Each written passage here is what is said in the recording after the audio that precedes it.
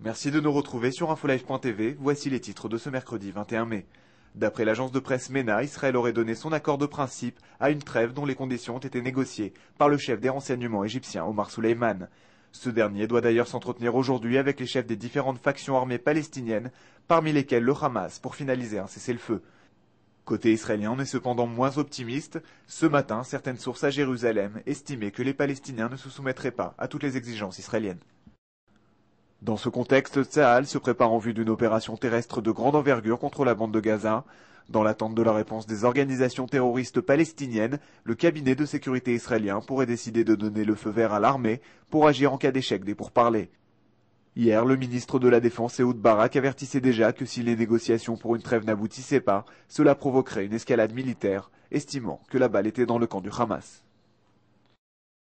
Une opération militaire d'ores et déjà soutenue par les habitants du sud d'Israël, puisqu'on apprend que 7 maires de localités situées en lisière de la bande de Gaza ont adressé mardi une lettre au Premier ministre Ehud Olmert, et ce, afin de le presser à agir fermement contre le tir de roquettes palestiniennes qui visent l'ensemble de la région du Negev occidental.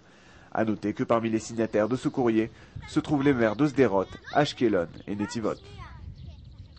D'après l'agence d'intelligence économique Global Peace Index, l'Islande est le pays le plus paisible au monde. Sur une liste de 140 pays, Israël pointe au 136e rang mondial, talonné par le Tchad et par l'Afghanistan. Pour établir un classement, l'agence Global Peace Index se base sur 24 critères, parmi lesquels la situation intérieure du pays, son positionnement au sein de la communauté internationale ou encore le respect des droits de l'homme et le degré de criminalité dans la société. Sans transition, un mot d'économie. Ce mercredi coïncide avec l'ouverture à Bethléem de la conférence palestinienne pour l'investissement. Cette réunion, réalisée à l'initiative de plusieurs grandes entreprises palestiniennes, convie tous les hommes d'affaires et entreprises qui souhaitent investir des capitaux dans les territoires palestiniens. A noter que le groupe Intel, Cisco et l'Arab Bank ont d'ores et déjà répondu présent. Enfin, on termine avec le football. Ce soir se joue à Moscou la finale de la prestigieuse Ligue des Champions. Le match opposera les deux clubs anglais de Chelsea et Manchester United.